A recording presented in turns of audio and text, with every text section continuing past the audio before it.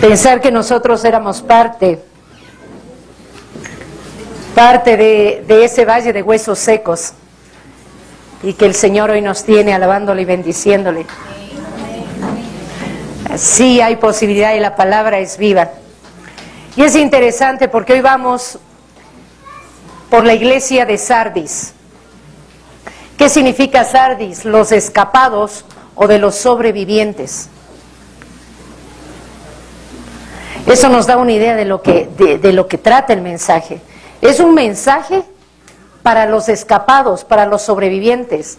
Es un mensaje para el remanente. Los que todavía quedan en pie. Los que quedamos en pie, ¿no?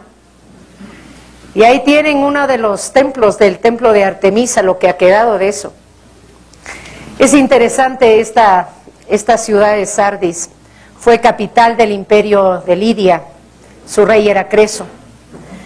Y esta ciudad fue asentada en un monte, en una fortificación tremenda, de tal forma que todos anhelaban conquistarla porque se suponía que era inexpugnable, inalcanzable.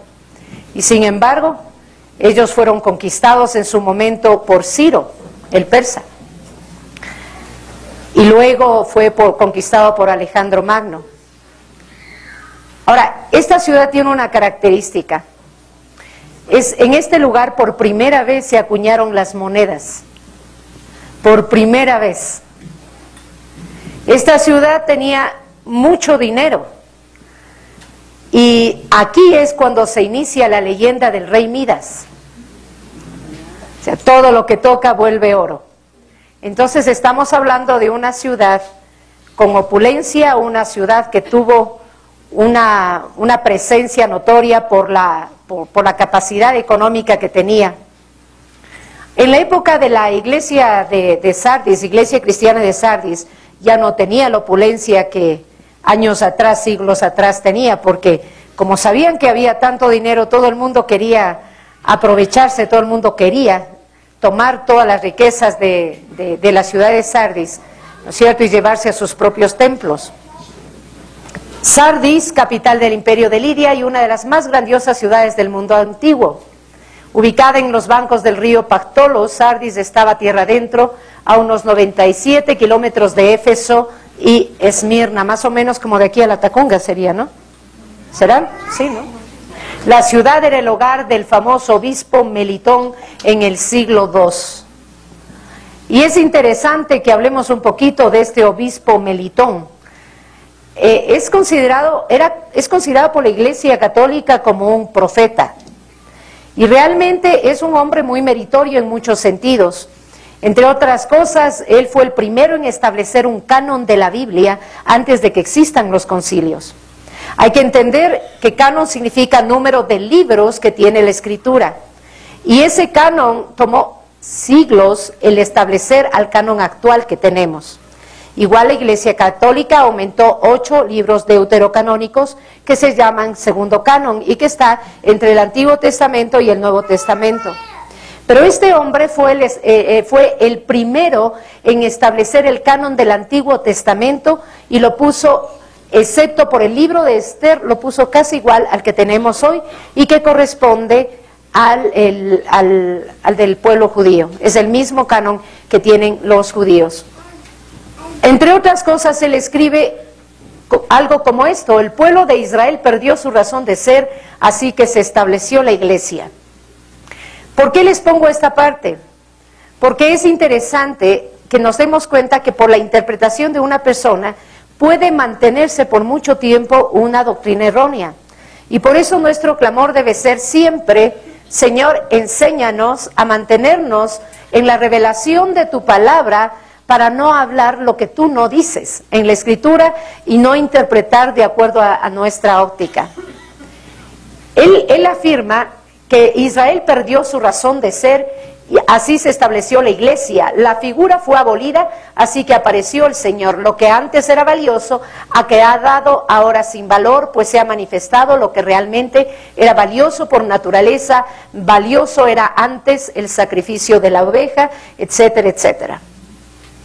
Hay muchas cosas que él escribe que son realmente muy bíblicas, pero en esto se olvidó de Efesios 2, capítulo 11, que dice que el Señor Jesús estableció de los dos pueblos, estableció un puente para unir a las dos naciones, Israel y gentiles, en un solo pueblo.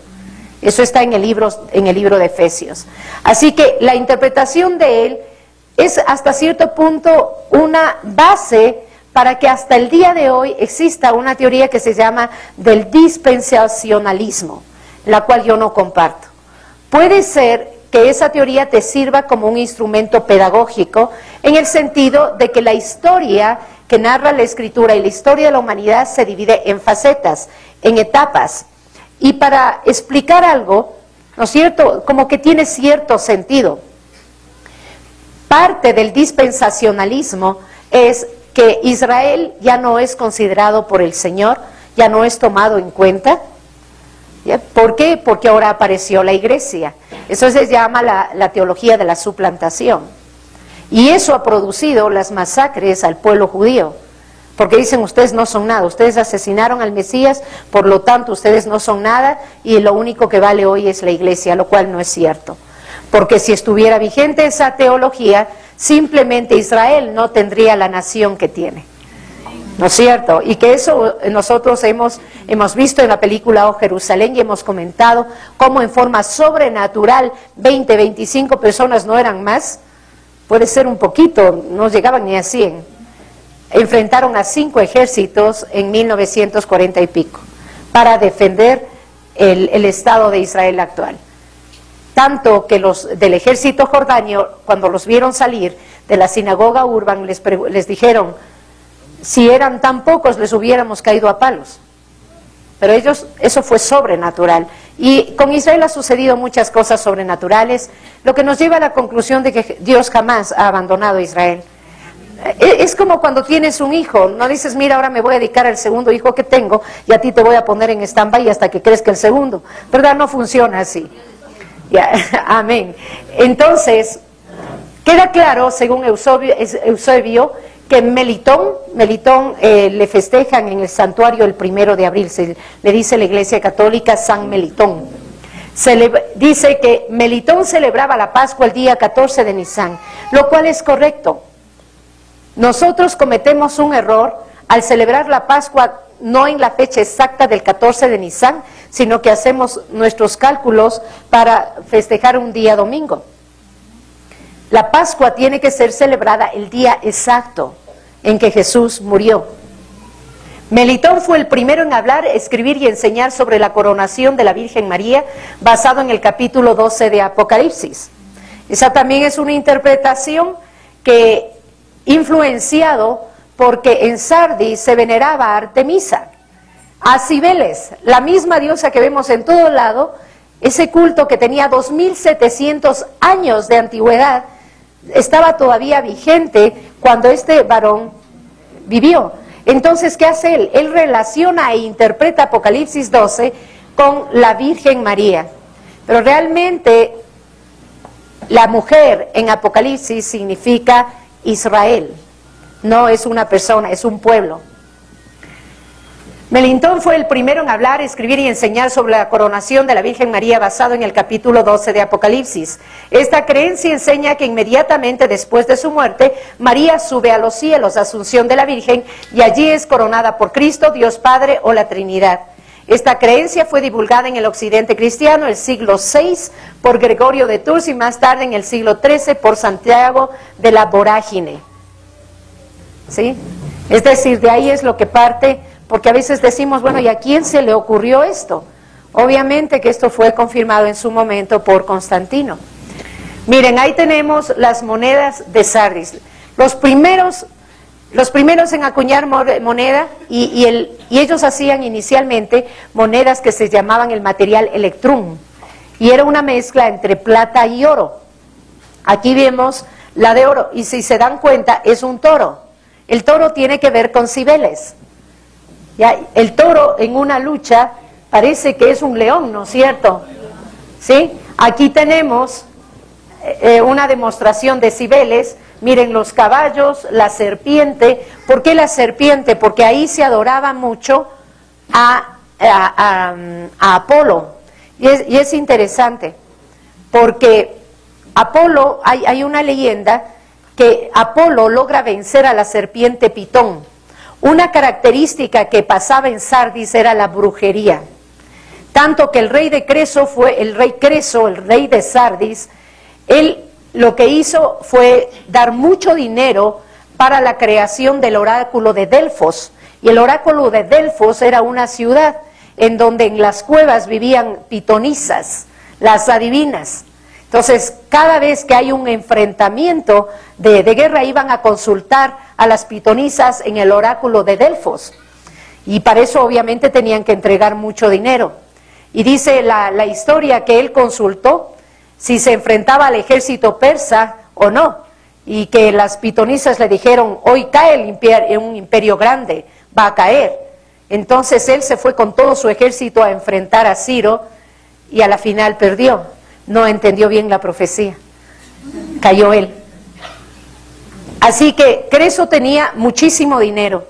Y ahí hay una cosa interesante, esta ciudad tenía tanto lujo, tenía tanta prepotencia, tanto orgullo, que a la final el Señor tuvo que meter su mano ahí. Y si nosotros cogemos la escritura, vemos en el libro de Isaías, vemos una cosa interesante. Estamos desde el 44:28. El que dice a Ciro, él es mi pastor, él cumplirá todo mi deseo, al decir a Jerusalén serás reconstruida y al templo serás reedificado. Así dice Yahweh a su ungido, a Ciro.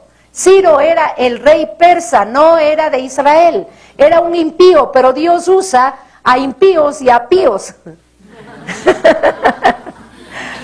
Usa al que él quiera por sus propósitos. Y miren, Ciro sí logró vencer a los babilonios, los venció, pero también Dios utilizó al rey Ciro para destruir este imperio. Por la adoración y la mundanalidad, por lo groseros que eran en los cultos orgiásticos y demás, porque era una ciudad tenaz. Y saben que ese es un serio problema, porque donde hay mucho dinero, la gente se corrompe. A menos que tenga el poder del Espíritu Santo para saber administrar los recursos, la gente se pierde. Así dice Yahweh, esto en el 45:1, a su ungido, a Ciro, a quien yo he tomado de su mano derecha para sojuzgar naciones delante de él. Es decir, si antes le veíamos a Ciro como un instrumento básico para reconstruir Jerusalén, ¿no es cierto? Ahora vemos que también lo toma para destruir esta ciudad. Para desatar los lomos de reyes, por eso cayó Creso, para abrir puertas delante de él, de modo que las puertas no se cierren. Yo iré delante de ti y allanaré los lugares escabrosos, romperé las puertas de bronce y haré pedazos los cerrojos de hierro, etc. Entonces, ¿cómo fue la conquista de Ciro a Sardis si estaba en un monte y las fortalezas eran gigantes? Se metieron entre las 12 y 3 de la mañana, la hora donde el sueño pesa más, y se subieron por lugares escabrosos y los conquistaron. Y Sardis fue destruida, primero por Ciro, luego reconstruida y nuevamente fue destruido.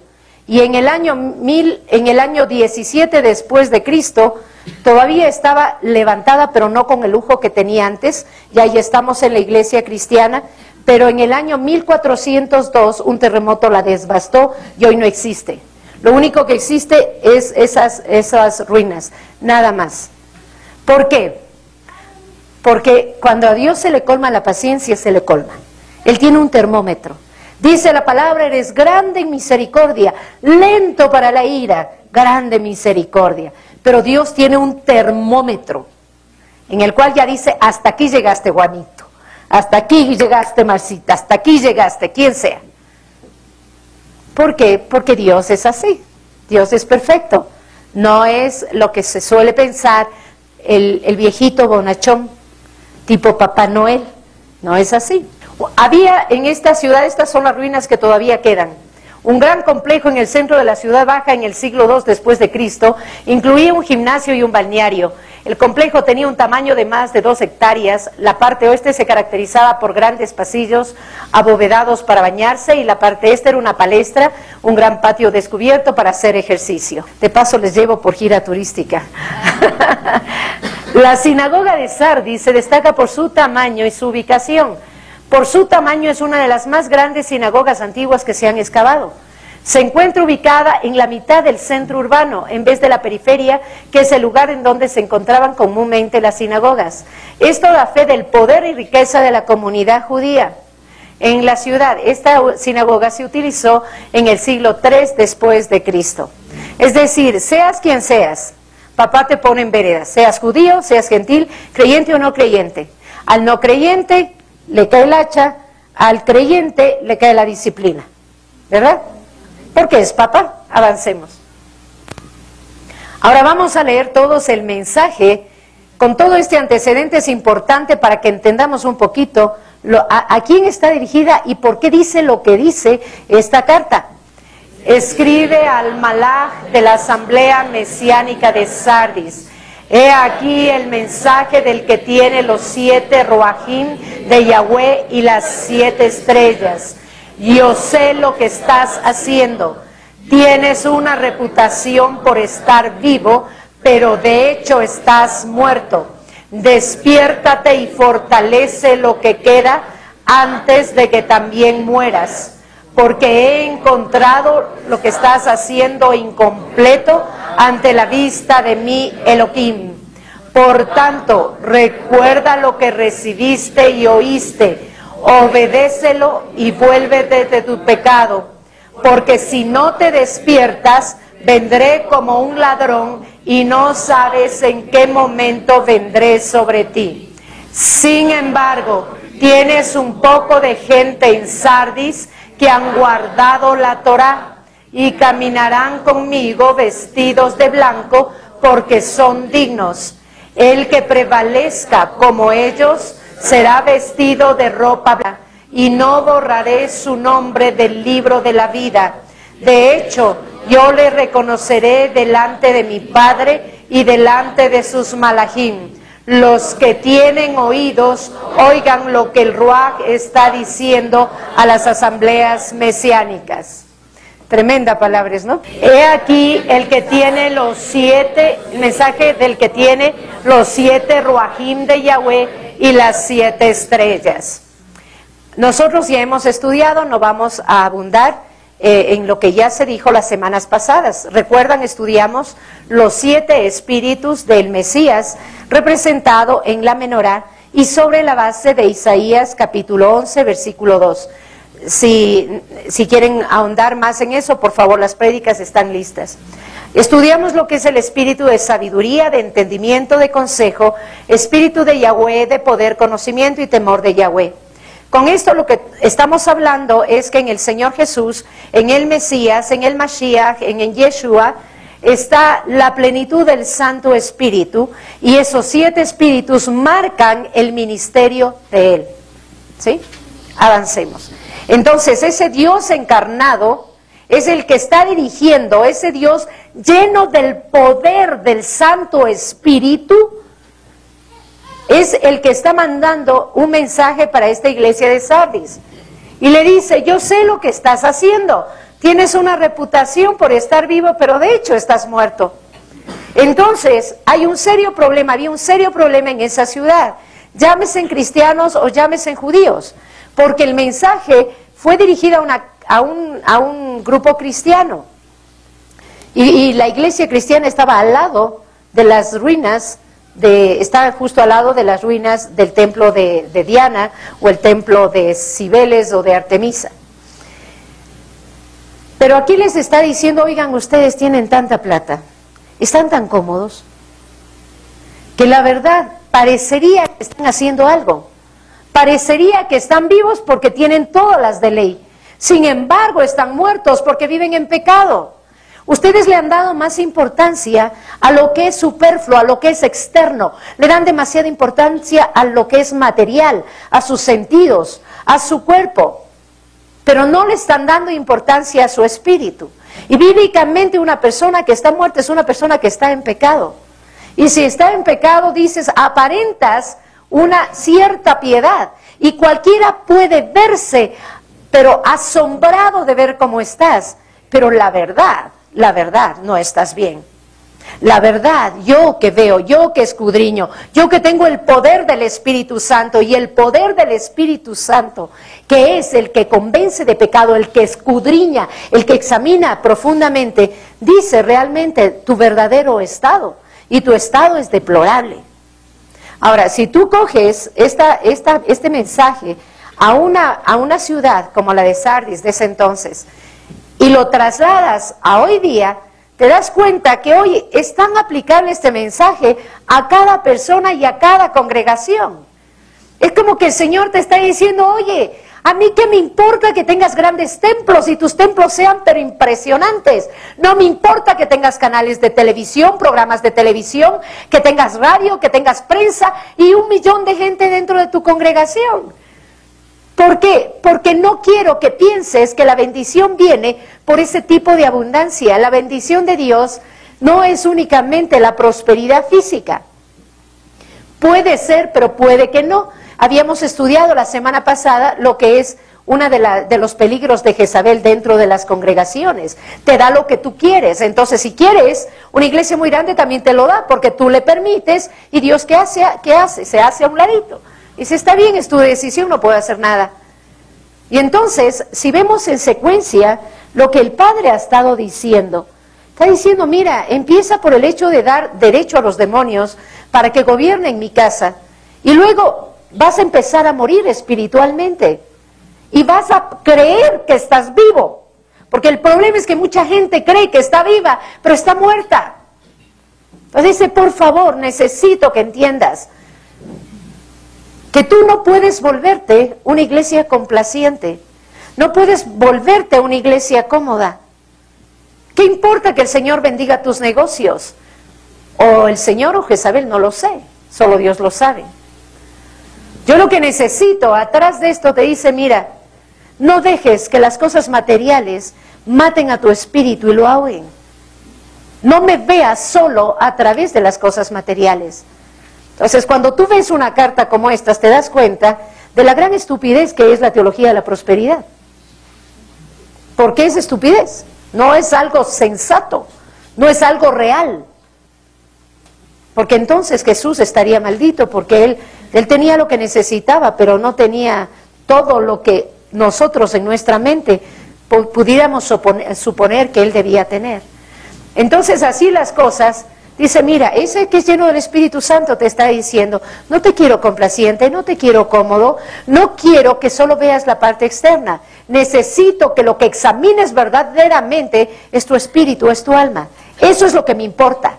Dice, claro, ¿cómo no vas a estar muerto si apagas al espíritu? Si una congregación no es dirigida por el Espíritu Santo, es una iglesia muerta, definitivamente muerta. Y no necesitas ver carros de fuego todo el tiempo para decir, no, aquí se mueve el espíritu. Tampoco necesitas que la profecía la escuches todo el tiempo, ni tampoco que todo el mundo te hable en lenguas. Ese no es el punto. Una iglesia llena del Espíritu Santo es una iglesia que tiene un carácter conforme al de Jesús y puede hacer las cosas en el poder de Él. Porque el rato que haces las cosas en tu poder, tú estás creando tu propio reino y haces las cosas en la carne. Y lo que es hecho en la carne es contrario a lo que es hecho en el Espíritu. Por lo tanto, va a llegar un momento en que Dios va a probar lo que haces y va a pasarle por fuego. Y cuando pase por fuego, vas a quedarte sin nada. Porque realmente no lo hiciste en el poder del Espíritu. Ahora, ¿cuál es el problema que tenemos? Yo le veo a esta iglesia de Sardis muy parecida a la iglesia de la Odisea. Muy parecida, el mensaje es muy parecido. Claro que cuando ya me toque investigar un poquito más para la prédica, he de encontrar otras cosas adicionales, pero así en primera instancia veo que esto es lo que está pasando hoy día en la cantidad de iglesias que hay. en la cantidad de personas que estamos dentro del reino de Dios porque hacemos nuestra voluntad y nos sujetamos nuestra voluntad a Dios. Entonces, imagínense ustedes la secuencia. Éfeso dice, el mensaje de Éfeso, no pierdas el primer amor. Solo el amor va a hacer que te agarres de mí, que no te vayas a estas doctrinas falsas, de que no te pierdas. Solo el amor es lo único que puede hacerlo. Luego dice, sí, vas a tener pruebas, pero el amor, el primer amor te va a sostener en las pruebas. Luego eso, ¿cuál venía? La de Esmirna, ¿era Éfeso, Esmirna? Pérgamo. Entonces ahí dice, tú permites ciertas doctrinas. Ojo, cuidado con lo que aprendes, cuidado con lo que metes a tu mente y a tu corazón. Luego viene la de Tiatira, dices que es el colmo, te estoy advirtiendo. El primer amor va a llevar a que en esa humildad de espíritu tú recibas lo que es verdadero y que viene del trono. De tal forma que tú eres capaz de discernir cuando viene doctrina de demonios, cuando es doctrina falsa, cuando viene del estómago de alguien y cuando viene del cielo. Y luego llegamos a la de Sardis. Dices, claro, es una secuencia, porque no supiste empezar con la de Éfeso, con el primer amor, porque no tuviste cuidado, porque es renegado, tienes miedo a la prueba, porque permites doctrinas erróneas. Obviamente tu voluntad le está sujetando a un pastor, le está sujetando a un líder. Tu voluntad no puede estar sujeta a nadie, sino a Dios. Entonces mi voluntad tiene que estar, al estar sujeta a Dios, yo ya no le doy el chance de que Jezabel me ataque, y por lo tanto yo no llego a hacer estas cosas de aquí, ya no voy a levantar mi reino, porque nosotros somos insignificantes, no somos nada. Hoy día estamos, mañana no estamos, somos como la hierba del campo, un día está, mañana no está. O sea, es intrascendente realmente, ¿verdad? Quien esté al frente tiene que ser alguien puesto por Dios y alguien que sea muy temeroso de Dios. Entonces, este es el serio problema. Dice, estás muerto porque has apagado el espíritu. El espíritu te está diciendo cada día, quiero que dejes este pecado, está mal. No te quiero resentido, no te quiero amargado, no te quiero sin saber administrar el dinero, endeudado por todo lado. Por favor, quiero que dejes esto. Entonces tú estás oyendo lo que te dice a ti específicamente, y tú ¿qué haces? Le bajas el volumen, le apagas al espíritu. Y esa es un principio de muerte. Es un principio de muerte, cuando le apagas al Espíritu Santo. Y ahí es donde entra también la religiosidad. Apariencia de piedad, suena todo muy bonito, todo muy dulce. ¡Ay, qué lindo habla! Cuando ya convives con esa persona, cuando comes una libra de sal, ahí sabes quién es quién, pues. Porque te guías por lo que oyes. Dices, ¡ah, qué bonitas palabras! ¡No! No, tienes que verificar, tiene que haber testimonio, tienes que saber cómo es su vida, en su casa, en el trabajo, donde quiera. Tienes que tomarte el tiempo suficiente y cada cosa que te hablen, tienes que validarle a la luz de la palabra. Porque no hay otra cosa mejor que la palabra de Dios. Entonces tú vas a decir, bueno, esta persona es fiel, es confiable, por lo tanto creo que puedo ir un pasito más adelante y puedo escuchar lo que me dice, porque hay un respaldo, hay un fruto que valida todo aquello que habla, todo aquello que me quiere enseñar o me quiere compartir. Por eso es que esta apariencia de piedad está llevando a testimonios vergonzosos y a un descrédito del cristianismo. Y en esta semana el Señor fue, ¿qué les puedo decir? Como oyeron la música que era para Iglesia de Sardis, del Valle de los Huesos Secos, el Señor nos dio palabra esta semana y dice, profecía en contra de los malos pastores. Vino a mí pues palabra de Yahweh diciendo, hijo de hombre, profetiza contra los pastores de Israel. Y esto incluye pastores de la iglesia cristiana, el Israel espiritual y el natural. Profetiza y diles, pastores, así dice el Señor de señores, ay de los pastores de Israel que se apacientan a sí mismos, los pastores no apacientan las ovejas, comen lo mejor de ellas, se visten con su lana, degüellan las engordadas, pero no apacientan a las ovejas. A la débil no han fortalecido, ni han curado a la enferma, ni han vendado a la perniquebrada, ni han hecho volver a la descarriada, ni han buscado a la perdida. Al contrario, la han subyugado violentamente. completamente. Mis ovejas se han dispersado por falta de pastor y se han convertido en alimento para toda fiera del campo. Y ahí empieza a decir: vivo yo, puesto que mis ovejas han venido a ser presa y rebaño para toda fiera, los pastores no han apacentado. Escuchen, he aquí yo estoy contra los pastores, demandaré mis ovejas de sus manos y haré que dejen ya de apacentar a mis ovejas, libraré a mis ovejas de su boca para que no les sirvan más a ellos de alimento. Palabra del Señor, conforme ha mandado, profetizo. Cuando uno lee esto, lo primero que uno hace es: Padre, aquí estoy.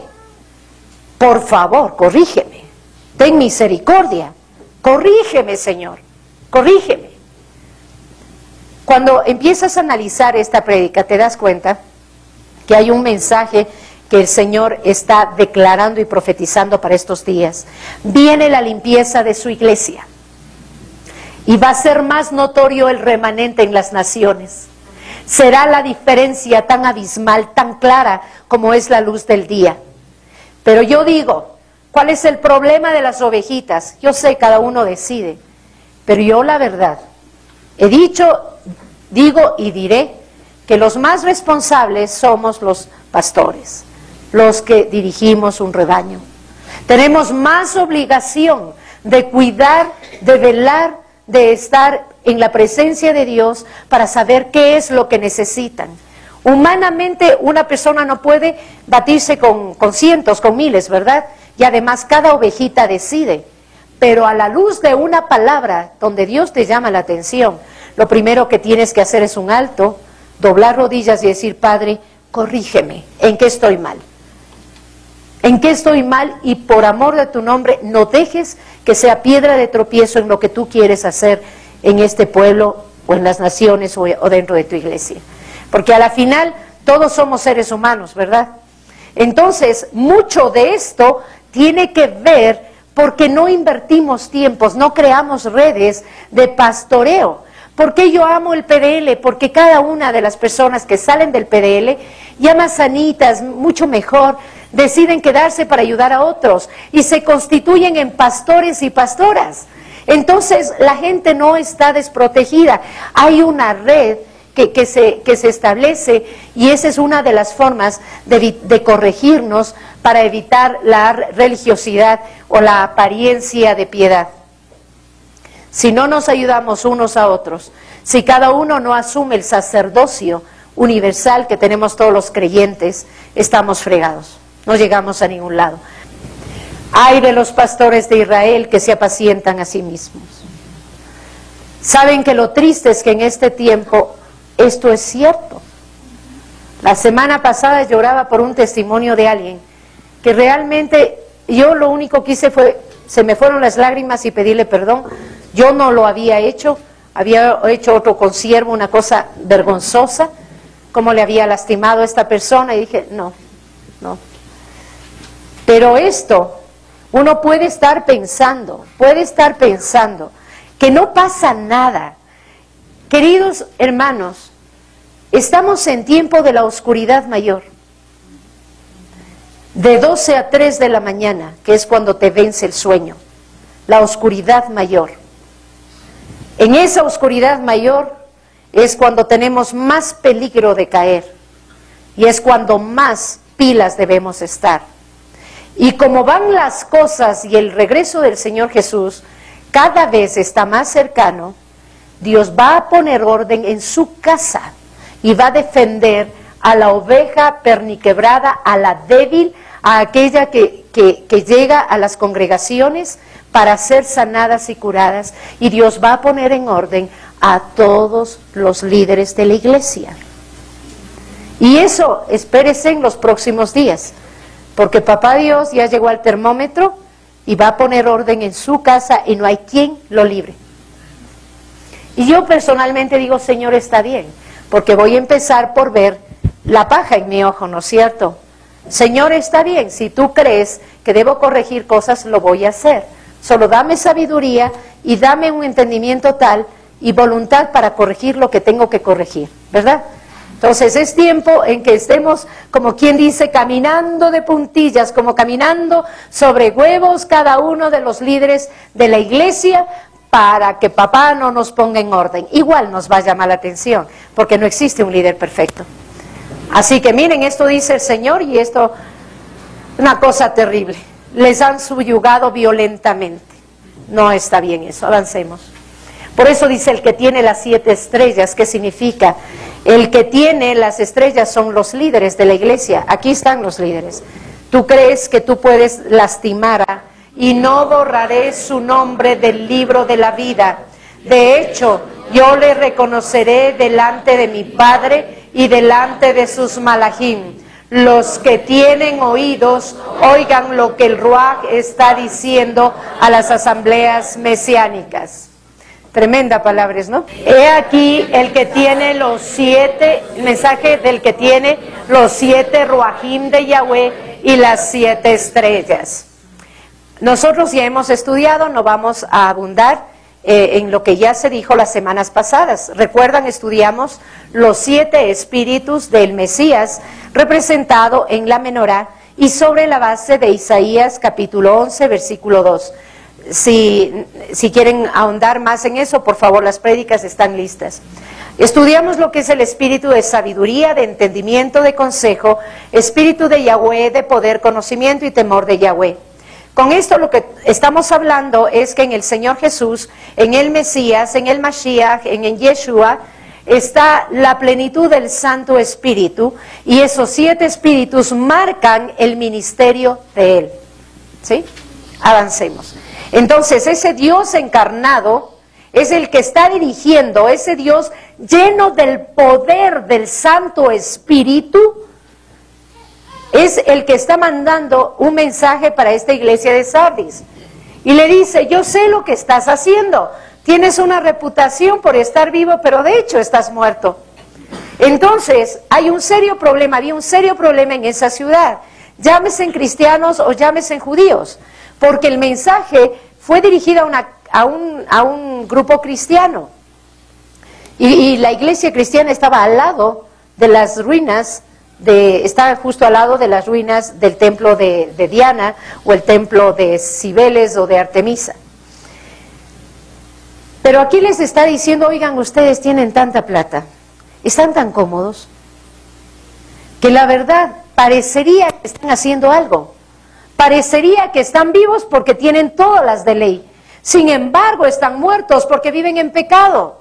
Ustedes le han dado más importancia a lo que es superfluo, a lo que es externo. Le dan demasiada importancia a lo que es material, a sus sentidos, a su cuerpo. Pero no le están dando importancia a su espíritu. Y bíblicamente una persona que está muerta es una persona que está en pecado. Y si está en pecado, dices, aparentas una cierta piedad, y cualquiera puede verse, pero asombrado de ver cómo estás, pero la verdad, no estás bien. La verdad, yo que veo, yo que escudriño, yo que tengo el poder del Espíritu Santo, y el poder del Espíritu Santo, que es el que convence de pecado, el que escudriña, el que examina profundamente, dice realmente tu verdadero estado, y tu estado es deplorable. Ahora, si tú coges este mensaje a una ciudad como la de Sardis de ese entonces, y lo trasladas a hoy día, te das cuenta que hoy es tan aplicable este mensaje a cada persona y a cada congregación. Es como que el Señor te está diciendo, oye, a mí qué me importa que tengas grandes templos y tus templos sean pero impresionantes. No me importa que tengas canales de televisión, programas de televisión, que tengas radio, que tengas prensa y 1 millón de gente dentro de tu congregación. ¿Por qué? Porque no quiero que pienses que la bendición viene por ese tipo de abundancia. La bendición de Dios no es únicamente la prosperidad física.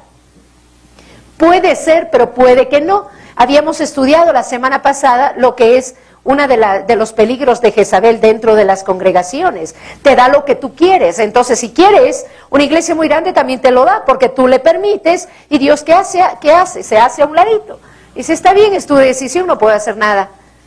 Y entonces, si vemos en secuencia lo que el Padre ha estado diciendo, Está diciendo, mira, empieza por el hecho de dar derecho a los demonios para que gobiernen mi casa. Y luego vas a empezar a morir espiritualmente. Y vas a creer que estás vivo. Porque el problema es que mucha gente cree que está viva, pero está muerta. Entonces dice, por favor, necesito que entiendas que tú no puedes volverte una iglesia complaciente. No puedes volverte una iglesia cómoda. ¿Qué importa que el Señor bendiga tus negocios? O el Señor o Jezabel, no lo sé. Solo Dios lo sabe. Yo lo que necesito, atrás de esto te dice, mira, no dejes que las cosas materiales maten a tu espíritu y lo ahoguen. No me veas solo a través de las cosas materiales. Entonces, cuando tú ves una carta como esta, te das cuenta de la gran estupidez que es la teología de la prosperidad. ¿Por qué es estupidez? No es algo sensato, no es algo real. Porque entonces Jesús estaría maldito, porque él tenía lo que necesitaba, pero no tenía todo lo que nosotros en nuestra mente pudiéramos suponer que él debía tener. Entonces así las cosas, dice, mira, ese que es lleno del Espíritu Santo te está diciendo, no te quiero complaciente, no te quiero cómodo, no quiero que solo veas la parte externa, necesito que lo que examines verdaderamente es tu espíritu, es tu alma, eso es lo que me importa. Dice, claro, ¿cómo no vas a estar muerto si apagas al espíritu? Si una congregación no es dirigida por el Espíritu Santo, es una iglesia muerta, definitivamente muerta. Y no necesitas ver carros de fuego todo el tiempo para decir, no, aquí se mueve el Espíritu. Tampoco necesitas que la profecía la escuches todo el tiempo, ni tampoco que todo el mundo te hable en lenguas. Ese no es el punto. Una iglesia llena del Espíritu Santo es una iglesia que tiene un carácter conforme al de Jesús y puede hacer las cosas en el poder de Él.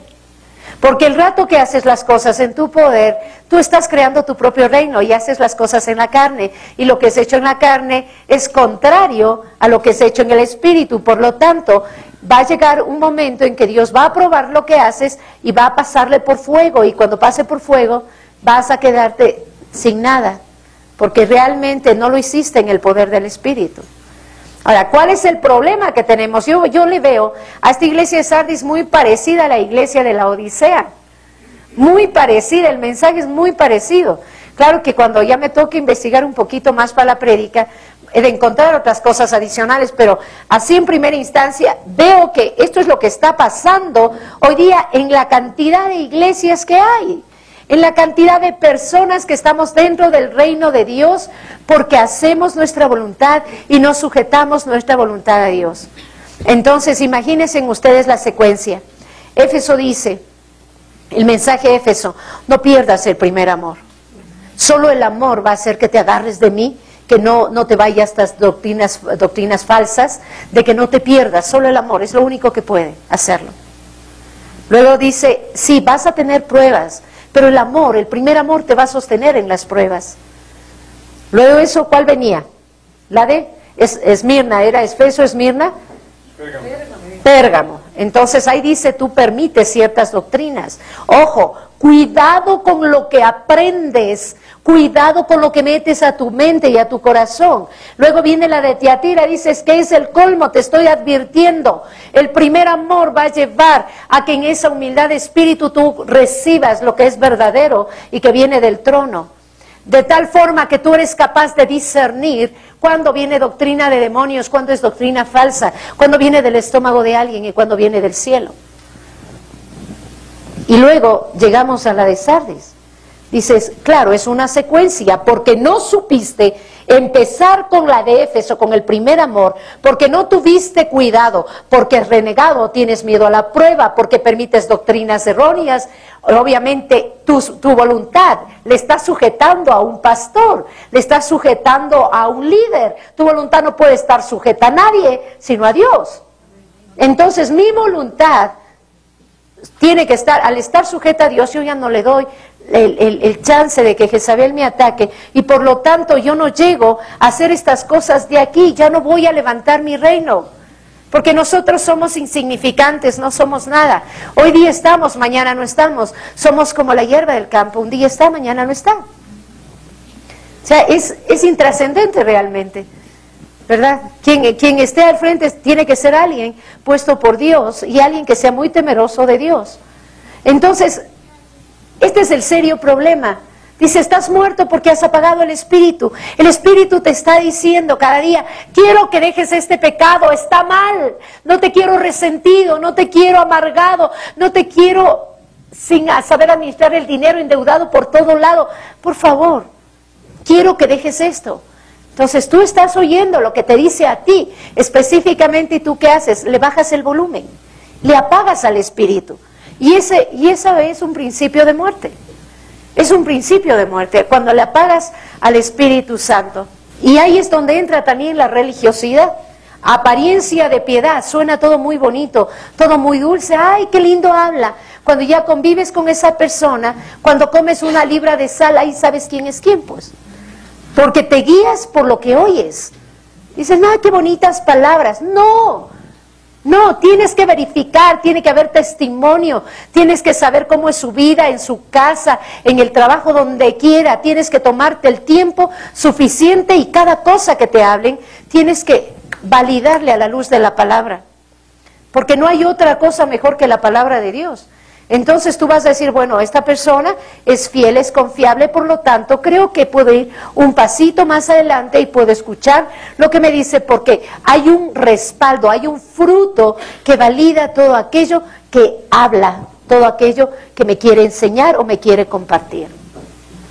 Por eso es que esta apariencia de piedad está llevando a testimonios vergonzosos y a un descrédito del cristianismo. Y en esta semana el Señor fue, ¿qué les puedo decir? Como oyeron la música que era para Iglesia de Sardis, del Valle de los Huesos Secos, el Señor nos dio palabra esta semana y dice, profecía en contra de los malos pastores. Vino a mí pues palabra de Yahweh diciendo, hijo de hombre, profetiza contra los pastores de Israel.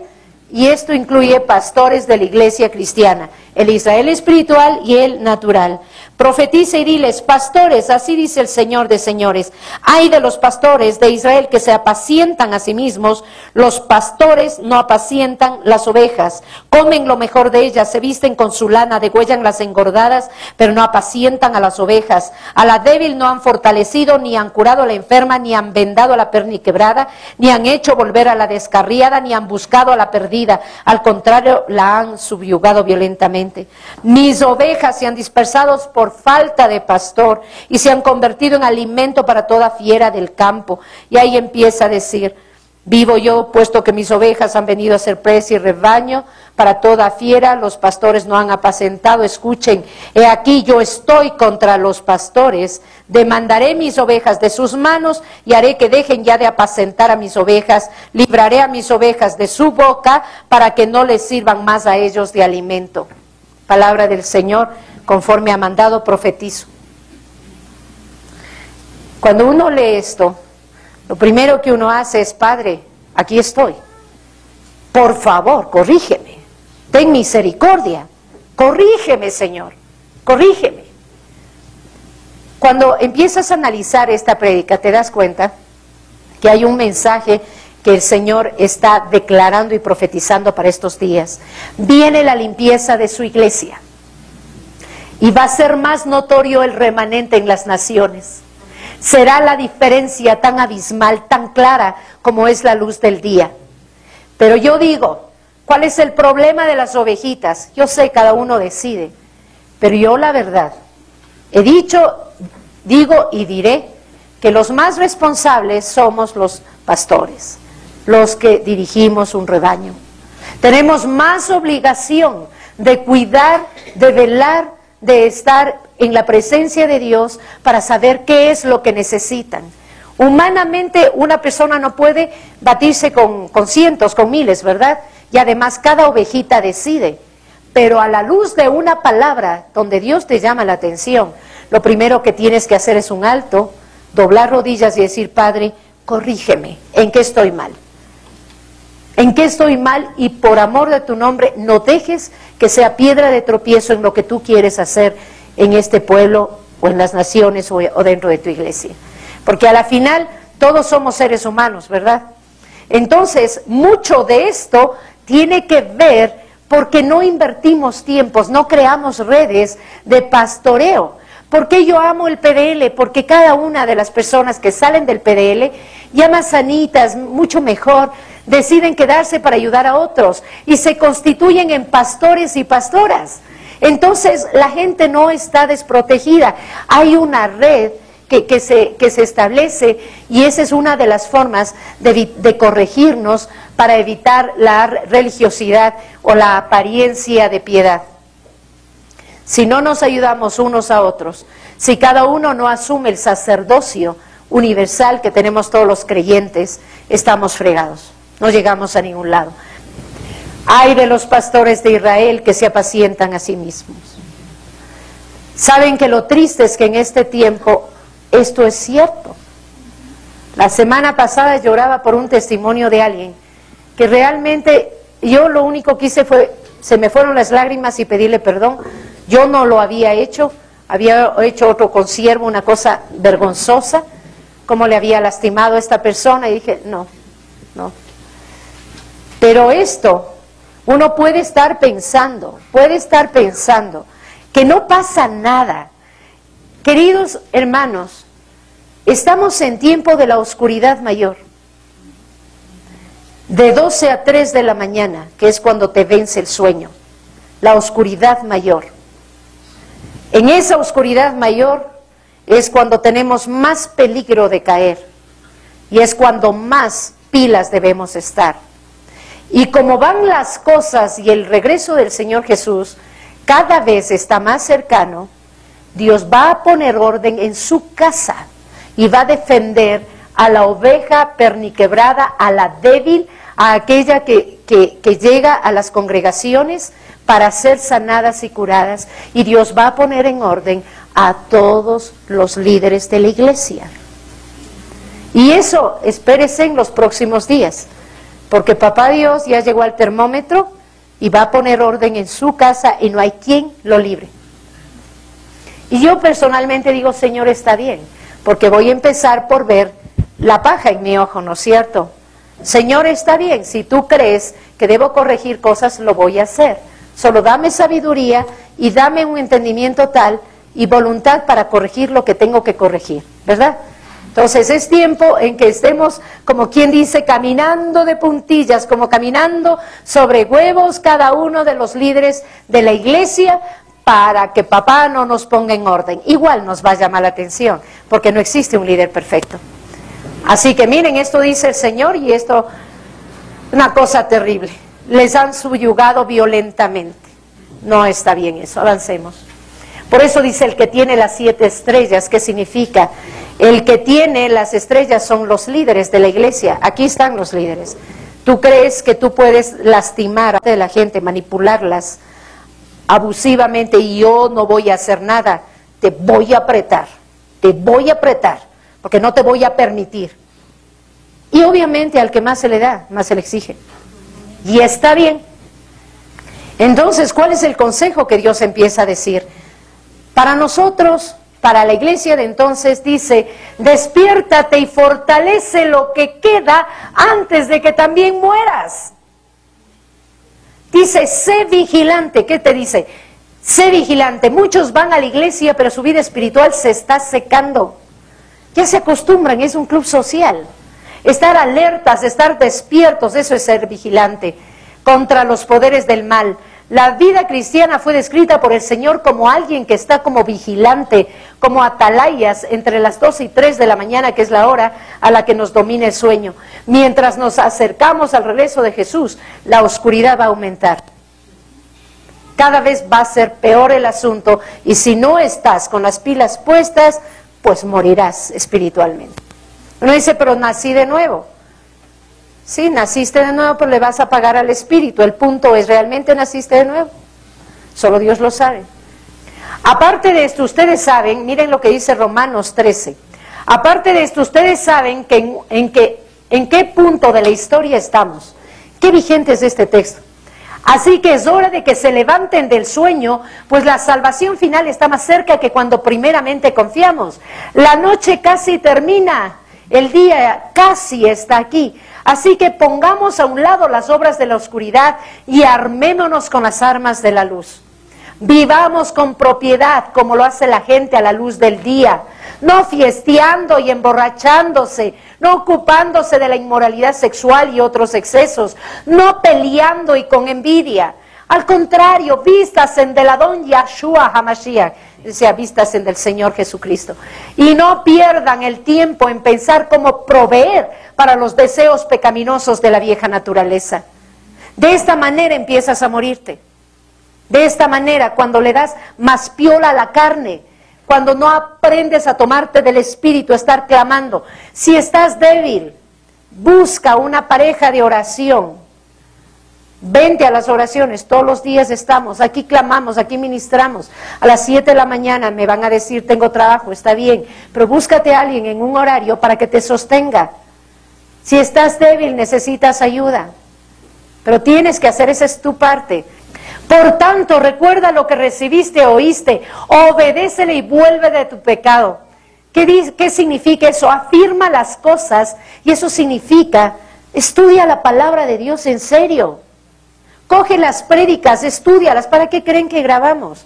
No es para decir que bárbaros como es nuestra tecnología, que bien que edita Agustín, que lo hace súper bien, Dios te pague, ¿no? Ni tampoco para que me vean como voy adelgazando. No, es para que aprendamos, para que estudiemos. Les apuesto que si voy a la salida y les pregunto cuánto aprendieron, me van a decir el 10% de lo que escucharon. Y entonces, ¿cuándo aprenden? ¿Cuándo aprenden? ¿Cuándo enseñan? ¿Ustedes creen que solo yo debo enseñar? No, mis amores. Ustedes son pastores y pastoras. Son sacerdotes y sacerdotisas del Dios Altísimo. A ustedes les toca enseñar. ¿Qué van a enseñar en sus casas? ¿Qué van a enseñar en los grupos que ustedes van a abrir? ¿Qué van a hacer si no estudian? Ah, no, que otro haga. No, no funciona así. La fuerza de nuestra vida espiritual está en la palabra de Dios, pues alimenta nuestra vida espiritual. Por tanto, recuerda lo que has recibido. ¿Qué dice Primera de Juan 2:24? Lo que han oído desde el principio permanezca en ustedes. Jesús, camino, verdad y vida. La única salvación es Él. Jesús, el Hijo de Dios, el Altísimo, encarnado a través de María Virgen. Todo lo que aprendieron al principio. Yo creo que les evangelizaron de cualquier manera. Pero la primera recomendación, ¿cuál fue? Lee la Biblia. Y lo que más te recomendaban el Evangelio de Juan. ¿Ah? Acuérdate, entonces tú cogías, a ver qué dice, uy, no entiendo, llamabas por teléfono, explícame. Recuerda, dice, recuerda lo que recibiste. Te decían, no te olvides que el domingo yo te espero para ir a la iglesia, no te olvides de congregarte, no te olvides de las disciplinas espirituales, la alabanza, la oración. Era lo primerito que dijeron, pues yo no sé orar, no importa lo que te salga del corazón. Y si quieres mejorar, lee salmos. ¿Es lo primero, sí o no? Entonces aquí te dice, no te olvides de lo primero que recibiste. Ay, que ya estoy 20 años, yo ya he leído 10 veces la Biblia. No importa, leo la 11ª vez. Y cada vez que leas la palabra va a ser más fresca y te va a ayudar. Alabanza. No, pues es que ya, no te duermas. Si lo que han oído desde el principio permanece en ustedes, también ustedes permanecerán en unión con el Hijo y con el Padre. ¿Se dan cuenta? Segunda de Juan 9 dice, todo el que no continúa y no permanece fiel a lo que el Mashiach ha enseñado, no tiene a Yahweh. Muchas sectas salen de nosotros mismos. No eran de nosotros, salieron de nosotros. Interpretaron como quisieron, interpretan a su manera, por la razón que sea. Dice, permanece fiel a lo que el Señor. ¿Quién es el Mashiach? Jesús. Y Jesús es el Verbo, y Él es la palabra de Dios. Los que permanecen fieles a su enseñanza tienen a Elohim, el Padre y al Hijo. ¿De dónde salieron los mormones? ¿De dónde salieron testigos de Jehová? Interpretaron a su manera. Primera de Juan 2:19 dice, ellos salieron de nosotros, pero no eran parte de nosotros, porque si hubieran sido parte de nosotros, permanecerían con nosotros. Eso significa salir del cuerpo de doctrina bíblica, no significa salir de una iglesia, y en eso quiero que todos ustedes entiendan. Ustedes están porque Dios les dijo que deben estar en esta congregación, ¿verdad? El rato que Dios les diga, no quiero que estés en esta congregación, usted se acerca y dice, me voy, y siempre saldrá con bendición. Dios le bendiga, Dios te bendiga. ¿Por qué? A esto no se refiere a que si tú sales de una iglesia a otra tienen que maldecirte o maltratarte, o estás en pecado. Ahora, si vas de una iglesia a otra, claro, ahí estás fuera de foco, porque estás turisteando, pero no estás oyendo a Dios cuál es tu lugar. Pero si es que el Señor te tiene una misión, pues sal tranquilamente y haz lo que Dios tiene que hacer. Sí, porque tú no perteneces a una persona ni a una iglesia en sí, perteneces al reino de Dios. Y eso es importante que lo tomes en cuenta. ¿Sí? Lo que aquí te habla es no salgas de la doctrina que Él te ha enseñado, de la doctrina bíblica, dentro de los parámetros que el Señor ha establecido. No tiene que ver con la iglesia porque la salvación no está en la iglesia. Preocúpate si alguien te dice no te mueves de aquí y te acapara, preocúpate.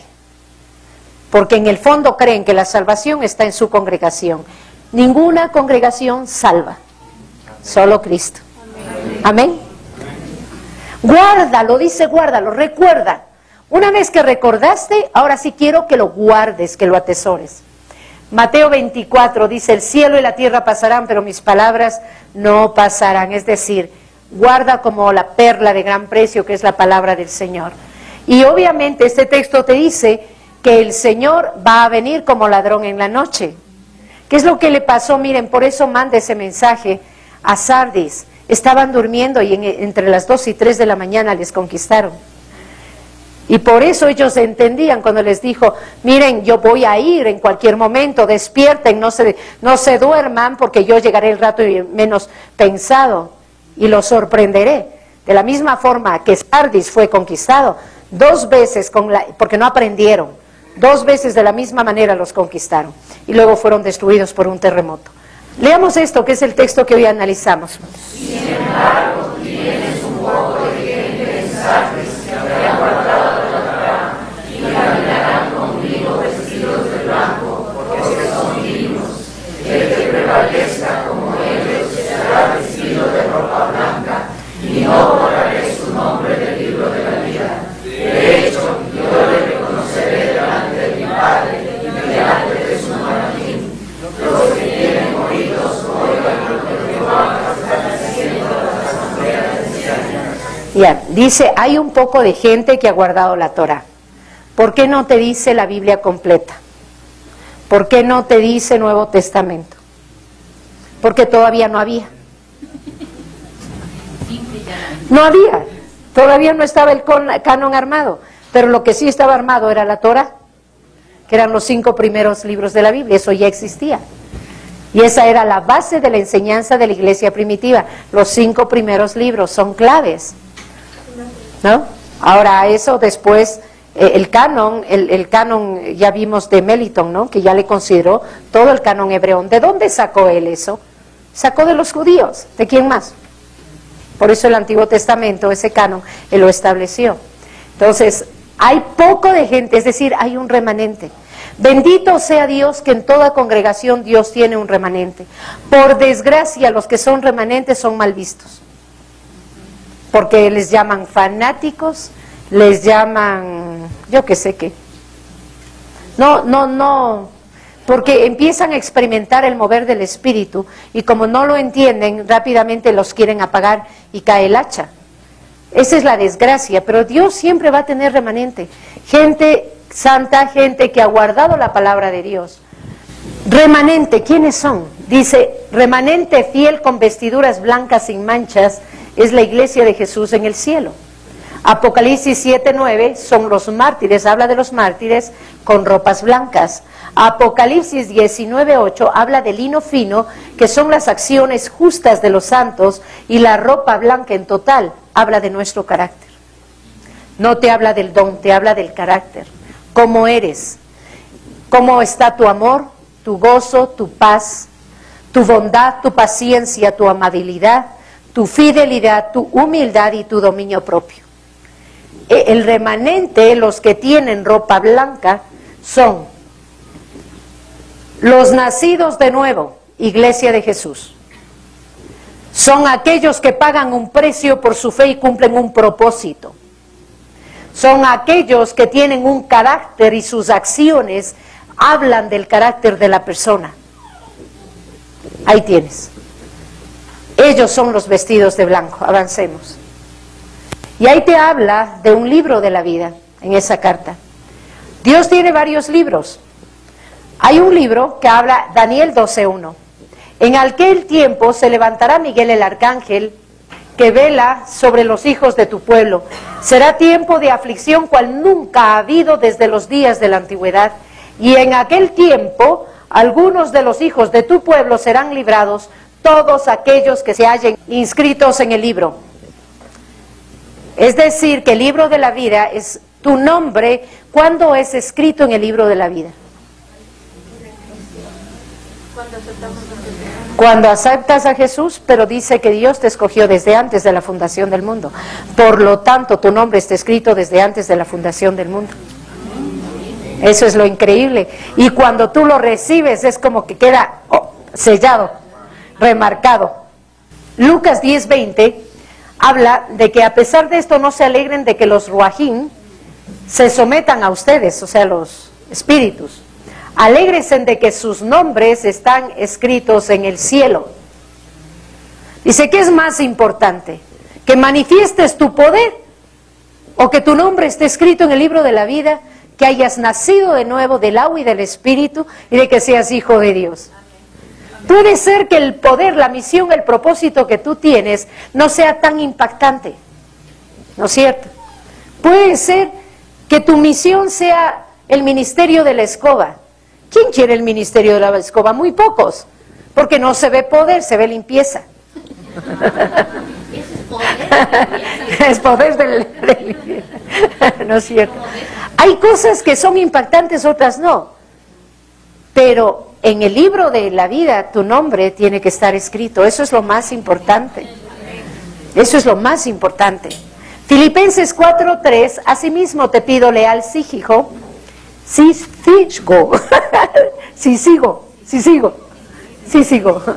que ayudes a esas mujeres, pues ellas han trabajado arduamente conmigo proclamando las buenas noticias, junto con Clemente y el resto de mis compañeros de trabajo, cuyos nombres, ¿dónde están?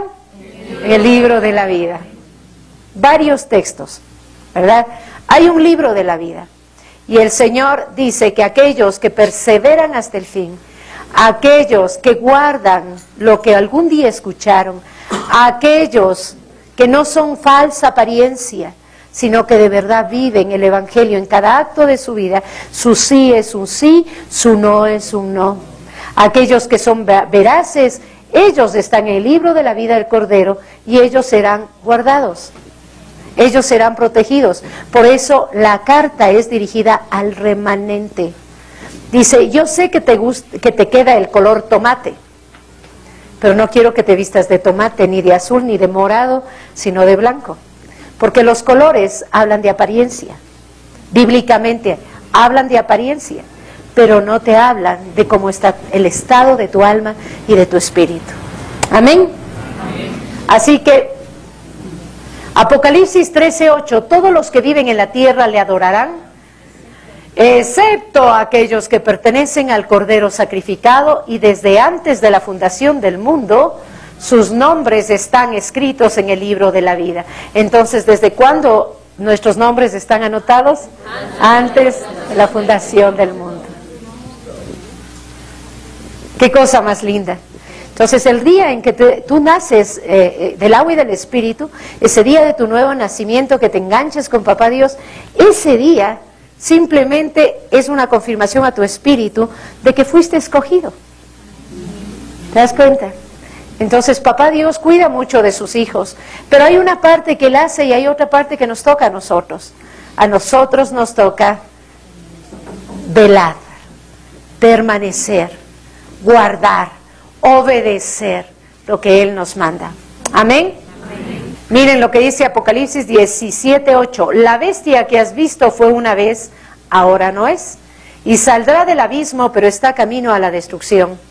La gente que vive en la tierra, cuyos nombres no están escritos en el libro de la vida, desde la fundación del mundo, se sorprenderá grandemente al ver la bestia que fue una vez, ahora no es, pero está por aparecer.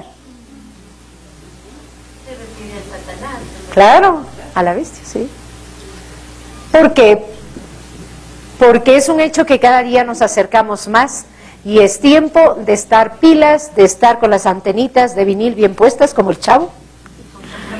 Al chapulín es, ¿no? Como el chapulín. Es tiempo de que nosotros nos agarramos fuertemente de la palabra. Hay promesa para nosotros, mis amados. No estamos botaditos. Hay promesa. No va a ser fácil. Lo que se venga no va a ser fácil. Pero hay una promesa del Señor de cuidarnos, protegernos. Y eso es lo más importante. Pensar que nunca vamos a ser topados, la respuesta es no. Porque entonces, ¿cuándo prueba tu fe? ¿Cuándo prueba tu fe? ¿Cuándo prueba el amor que le tienes? Pero Dios te va a cuidar, te va a proteger y va a sacar el aire al que te tope. Miren de esas cosas. Le usó a Ciro y después le sacó el aire. ¿O no? También fue derrotado por Alejandro Magno. También usó a Nabucodonosor y también le sacó el aire. Ay del que topa al pueblo de Dios. Dice, está bien, vas a ir a cautividad en Egipto por 270 años a la final, o desde el nacimiento de Isaac, 400 años. Vas a ir a Egipto, pero después vas a ver lo que hago con Egipto. ¿Se dan cuenta? Entonces, estas cartas pueden ser fuertes, pero son cartas en donde tú debes abrir tu corazón y tu mente pidiéndole al Señor que te examine a la luz de lo que está diciendo. ¿En qué parte del camino te perdiste? ¿Cuál es el área que tienes que corregir? ¿Qué es lo que frecuentemente te dice que no lo hagas y lo haces? O cosas que te dice que lo hagas y no lo haces. Por eso habla del Espíritu, el que tiene los 7 espíritus. Deja que el Espíritu Santo fluya en tu vida y vaya alineando cada cosa de tu vida y vaya el Señor poniendo paz en tu corazón. Y vi los muertos, ambos grandes y pequeños, parados frente al trono. Se abrieron los libros y otro libro fue abierto, el libro de la vida. Y los muertos fueron juzgados por lo que había escrito en el libro, en los libros, de acuerdo a sus obras. ¿Qué les parece? O sea, todo queda registrado. ¿Cuántas obras tú haces calladito y nadie se entera? Pero Papá del cielo sí ve.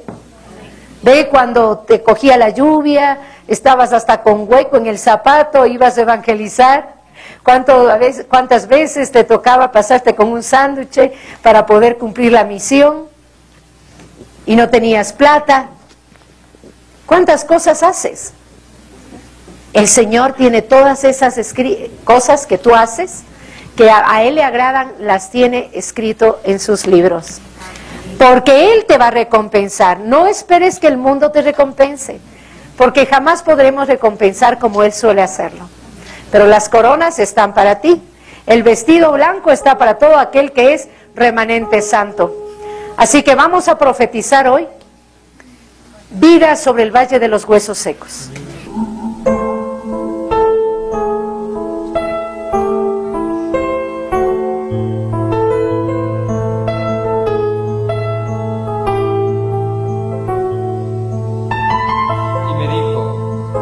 Hijo de hombre, ¿podrán revivir estos huesos? Y yo le contesté, Señor omnipotente, tú lo sabes. Entonces me dijo, profetiza sobre estos huesos y diles, huesos secos, escuchen la palabra del Señor.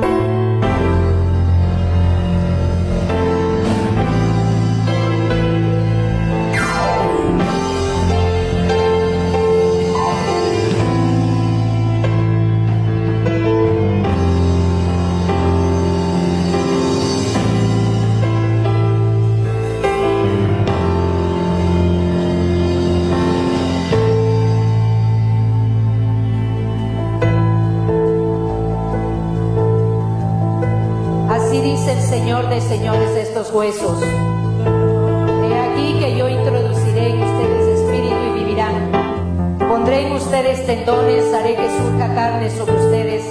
Los cubriré de piel y pondré espíritu en ustedes y vivirán. Entonces sabrán que yo soy Yahweh. Profeticé pues como Él me ordenó, y mientras profetizaba surgió un ruido y un temblor, y los huesos se juntaron, cada hueso a su articulación. Y observé que surgieron sobre ellos tendones y carne, y que la piel los cubrió por encima, pero no había espíritu en ellos. Entonces Él me dijo: profetiza al espíritu, profetiza, oh hijo de hombre, y di al espíritu: así dice el Señor de señores, oh espíritu, ven de los cuatro vientos y sopla sobre estos muertos para que digan. Profeticé pues como Él me ordenó, y el espíritu entró en ellos y cobraron vida y se pusieron de pie una multitud en extremo grande. Entonces Él me dijo: hijo de hombre, estos huesos son todos los hijos de mi casa que dicen: nuestros huesos están secos y perdida nuestra esperanza, hemos dejado de ser. Por eso profetice y diles: así dice el Señor de señores, he aquí que yo abriré sus sepulcros, los haré subir de sus sepulcros y los traeré a la tierra del Señor.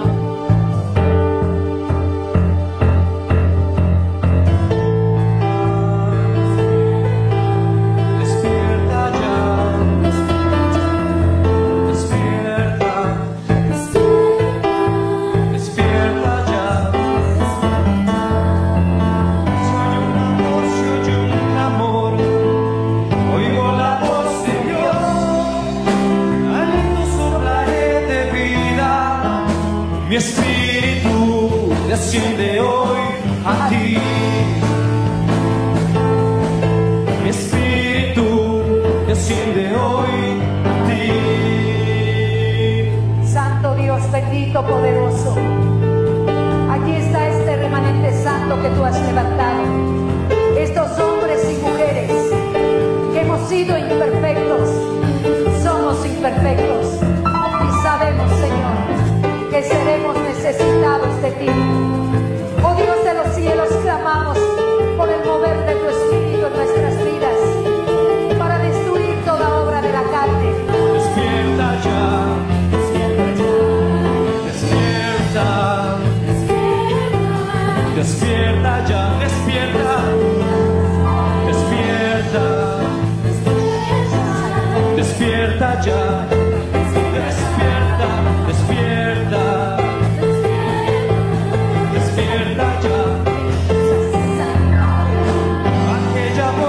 Pregunto, ¿puede haber vida aquí? Y luego descendió del cielo su espíritu con gran poder allí. Mi espíritu desciende hoy a ti. Gracias. Vida, vida, vida, ejércitos de gloria. Levantaré del valle de la muerte una nación unida. Rey santo, sacerdotes de mi gloria, y tú sabrás que soy tu Dios, tu único Dios, el que venció, eterno Dios, santo.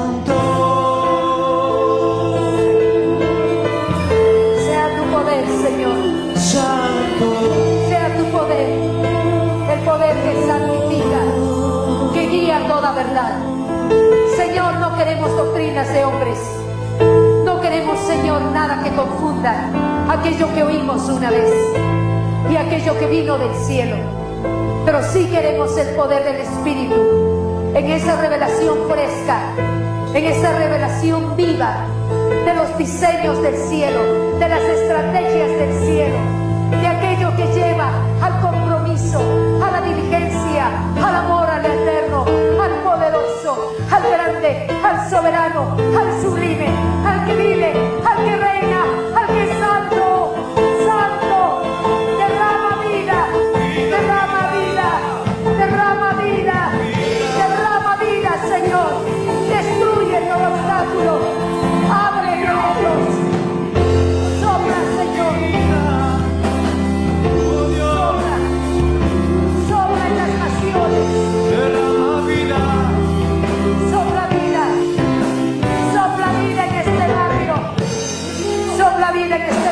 nuestras naciones. Vida, vida, vida. Vida, Señor. Ejércitos de gloria, levantaré del valle de la muerte una nación unida, un remanente santo, sacerdotes de mi gloria, y tú sabrás que soy tu Dios, tu único Dios, el que venció, eterno Dios, santo. Señor, despierta tu iglesia. Despierta tu iglesia, Santo. Despierta tu iglesia. Despierta tu iglesia. Señor, tu mano sobre tu iglesia para levantarla, para despertarla. La hora de la oscuridad se acerca. Es tiempo de mayor aletargamiento. Por eso, Señor, necesitamos el poder de los cielos para estar vigilantes, para estar despiertos, para tener ese discernimiento de los cielos, para no sucumbir, para no desmayar. Despierta tu iglesia, Señor. Despierta tu iglesia. Despiértala, Señor. Despierta tu iglesia, Santo. Despiértala. Despierta, Señor. Libera tu iglesia. Libérala, Señor. A tu iglesia de las naciones. Libérala, Señor. Libérala. Y dales el traje de vino púrpura, vino blanco, resplandeciente, acciones justas, poder de los cielos. Oh Santo, a ti clamamos, Señor. Avance tu reino, avance tu reino, avance tu reino, avance tu reino, avance tu reino, avance tu reino. Destruye fortalezas. Vida, vida, vida, ejércitos de gloria, levantaré el valle de la muerte, un remanente santo, sacerdotes de mi gloria, y tú sabrás que soy tu Dios, tu único Dios, el que venció, eterno Dios, santo.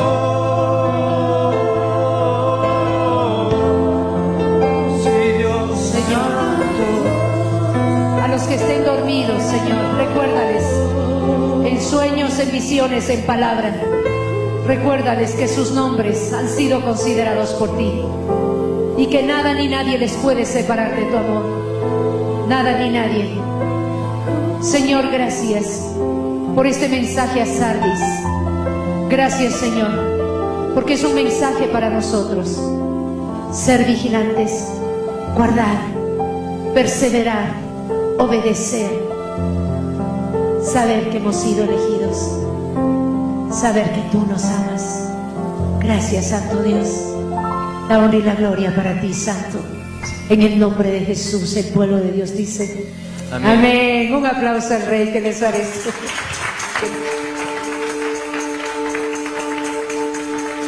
Alabemos un poquito más y nadie ni nadie te puede sacar de ahí.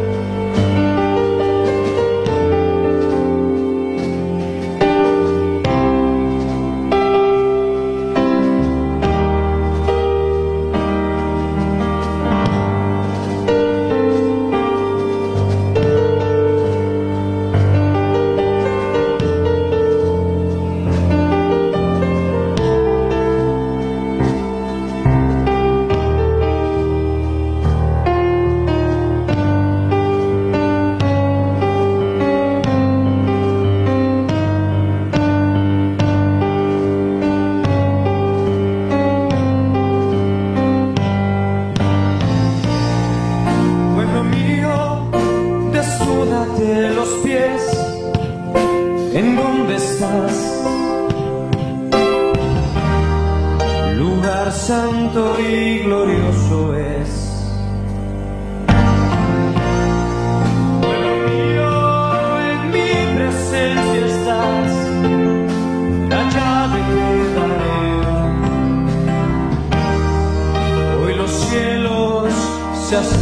acercan a la mies por amor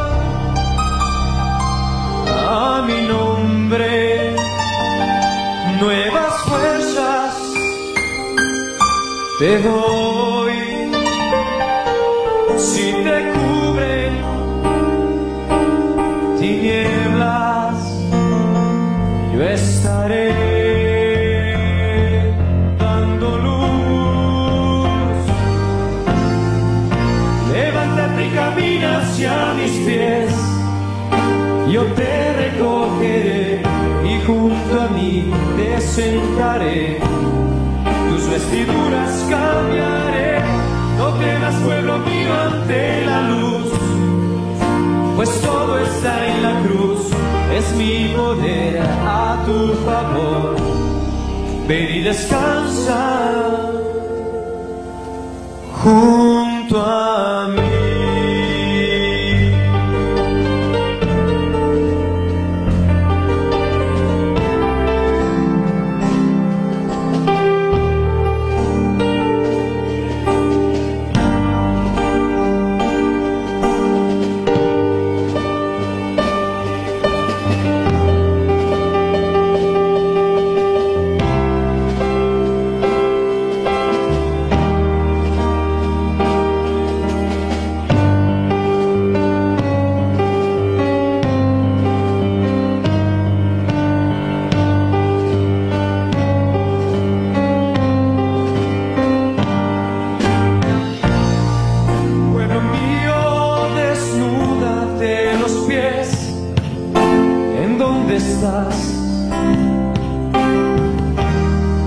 Lugar santo y glorioso es.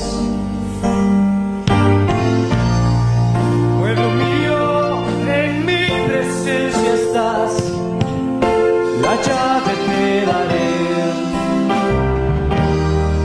Hoy los cielos se acercan a la mies por amor a mi nombre. Nuevas fuerzas te doy si te cubren tinieblas, yo estaré dando luz. Levántate y camina hacia mis pies, yo te recogeré y junto a mí te sentaré. Tus vestiduras cambiaré, no temas pueblo mío ante la luz, pues todo está en la cruz, es mi poder a tu favor. Ven y descansa.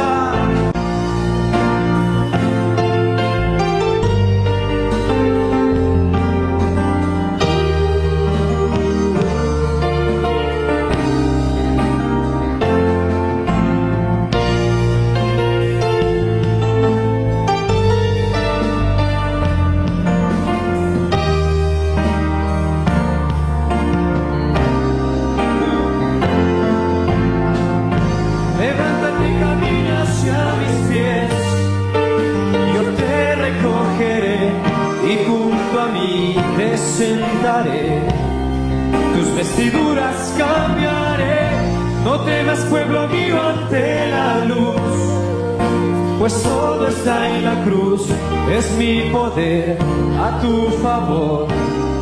Ven y descansa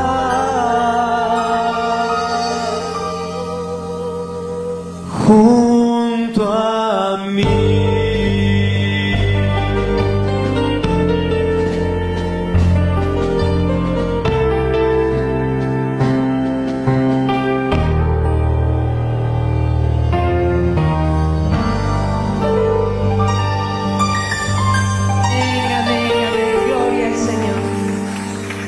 Gloria al Señor.